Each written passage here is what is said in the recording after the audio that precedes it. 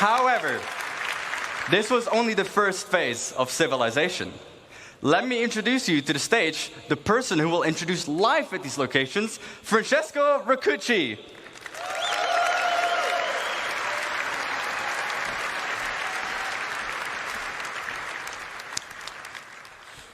So, hi everybody. Benvenuti a CitizenCon. So, where are we today? So, my name is Francesco Raccucci, and I'm the director in CIG. Welcome to the next step of phase 3. We will look into how life adapts to the laws of nature and how all the NPCs can interact pretty much with these incredibly vast and dense worlds that we just saw. So up to this point, we have seen how we are building the worlds. We start from the physical data set, and this is to make sure that what you see is not just beautiful and realistic, but also physically accurate. So the distribution of the elements that we have seen and the location and the POIs are influenced by geology, mission, narrative, and the lore.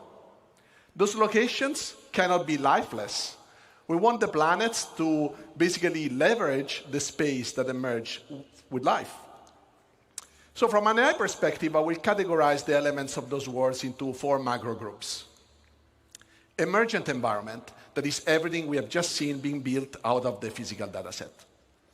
Users-made locations. So this includes everything that our designers or you players will create in the world. So something that is mankind-made and not predefined in the environment. Interior of those locations. Now, this is very connected to the previous point. The difference is that they represent usually a confined space where there is much more tight interaction. And for NPCs, it's a lot about interaction with objects that we are usually used to in our everyday lives. And then the day and night cycle. So in essence, the passage of time. That so far didn't have really a lot of impact on the gameplay.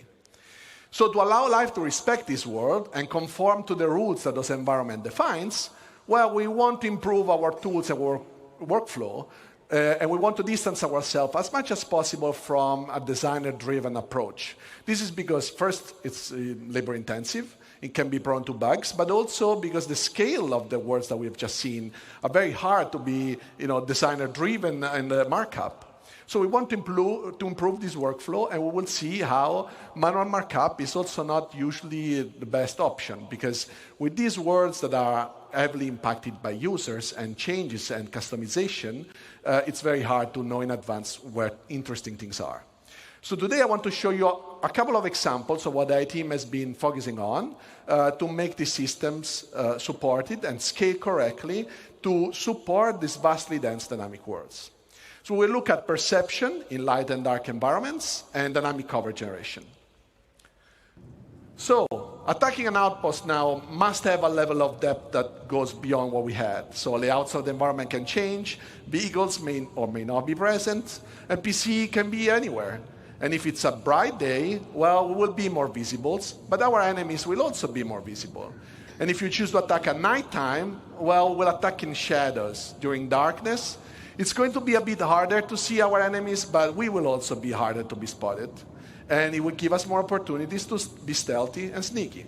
How do we do that? So as you see, there is also a lot of different light conditions in this outpost.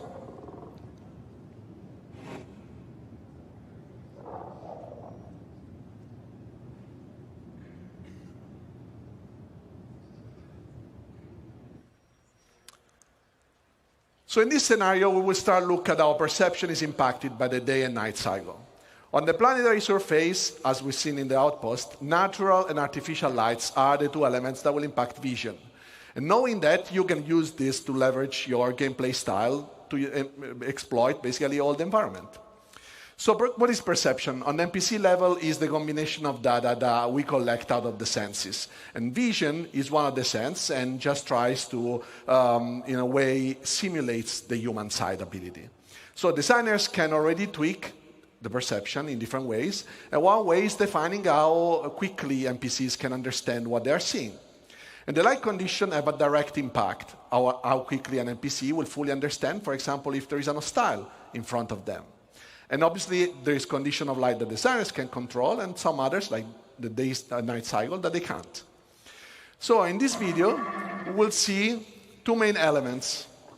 The graph on the top left and the two colorful cones. The graph on the left basically represents the current light level the MPC is in and the current multiplier this light level generates to speed up or slow down the MPC perception and understanding. The two cones instead represents the primary and secondary FOV. The red color means that if you stand in that location, it will result in MPC reacting the slowest to you, and the green color instead represents the quickest response. So during the night, MPC will have a hard time to understand and foresee and see things. But if they have flashlights on their helmets, they can turn it on, and this will impact their primary FOV, making still the peripheral vision a bit more uncertain. And as you see here, first of all, the MPC is patrolling with his domesticated friendly copion. This is because he wants to exploit the vision, the night vision capabilities of the animal, and it's kind of our tier 0 pets. So we will now look at the cover system. That is the next dynamic things that I want to show you.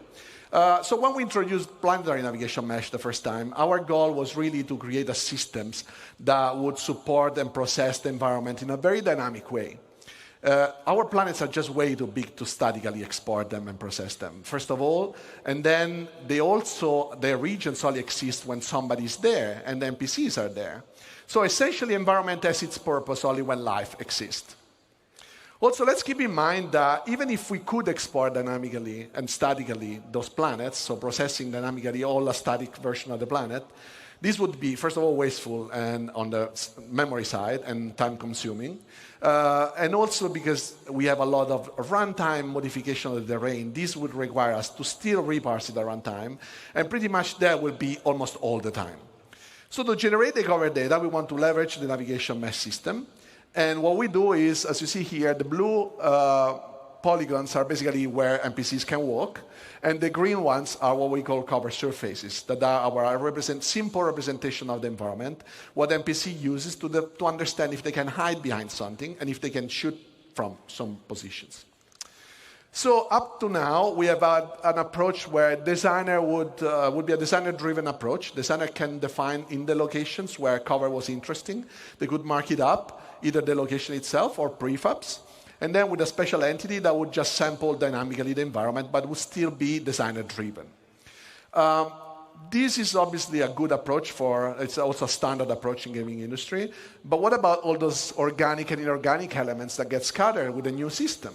Like if designers want to iterate on these ones, for example, and they want to change the physical data sets, those scattering tools will just change completely the layout. And what we want is that designers can do this change without being afraid of doing it because the gameplay was, predefined and controlled, and now they can just make something beautiful but also fun. Besides that, yes, we did have a prefab approach where you can build stuff out of small building blocks. This is obviously a good approach because it's, in a way, you can build stuff out of smaller version, but this creates a lot of unnecessary data.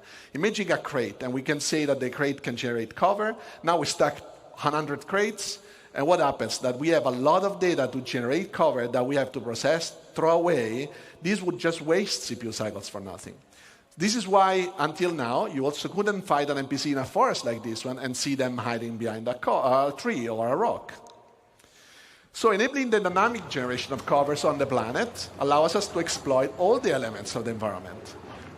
Whenever navigation mesh generates, NPC can now have a chance to fight with you hiding behind the available elements. Boulders, rock, walls, and are all useful elements right now. However, we don't have to limit ourselves to static geometries, but also vehicles can be used for cover. And as you can see, this is dynamically generating while the vehicle moves. So be careful where you park your Ursa, because now it can become a source of danger for you as well. Last but not least, these systems can be just used on all the different type of navigation mesh we have, so not on the planet, but also, for example, the interiors and everything you guys construct. Because obviously, you guys will build your own locations, but you don't really mark up stuff, or you don't want to decide that, because that's going to come automatically out of the system. So I want to show you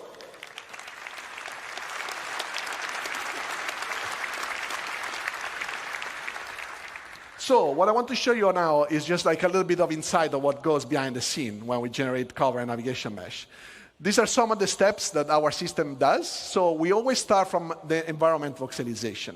What that means is we process the geometry, the physical representation of the geometries, that is a little bit simpler than usually the render mesh, and we construct it in a voxelized approach. This is also using different types of agent definition. Why so? Because obviously where a human can move is not the same as where a vehicle can move. So we can define different type of precisions and then speeding up the process where we have to, or be more precise where we cannot be to. And we can also create overrides based on different things. For example, if you crouch, you can enter into smaller locations than where you stand. This process is basically common between navigation mesh and cover. After that is generated, then we can evaluate the voxel in different ways. For example, defining where we can walk. So can we make the step with our foot over a specific voxel? Or is there something in front of that hole in the nav mesh so that we can actually cover behind? And then we can basically decide where to generate cover surfaces. And after the cover surfaces are generated, we can process where the cover locations are. Cover locations are a good spot for MPC to be behind the cover. So what we see here is that with the introduction of Maelstrom last year, obviously we knew this would revolutionize how you guys are playing. And we did have to find a solution to handle all the destruction you can create. So you would destroy so much stuff in this world that we had to find a solution, right? So this is why we approach the cover generation navigation mesh as it is, because there is just no way for us to predict anything that you're doing, and we want just Maelstrom to be another trigger for word evaluation. So as you see, this is all dynamically generating. And destroying anything just makes the word be reevaluated. So as you see here, we can have also lots of rules. So you can see that a bit here. But when things break, first they invalidate, and then when they rest, for example, we can decide when is a good moment to regenerate so that we also don't waste too much CPU cycles.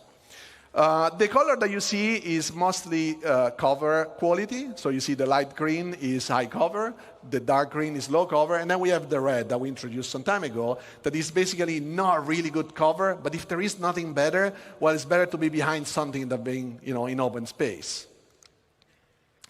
So let's just recap. What we want to do is finding a plan and having a good plan to approach life in this vast universe. What we want is the life to be able to systemically evaluate all the dynamic environments that is generated. We want to improve our workflow, not only to support designers and being faster, but also support all your guys' creations. So we want the life to adapt, and this is all for making the game fun for you, so that everything comes together.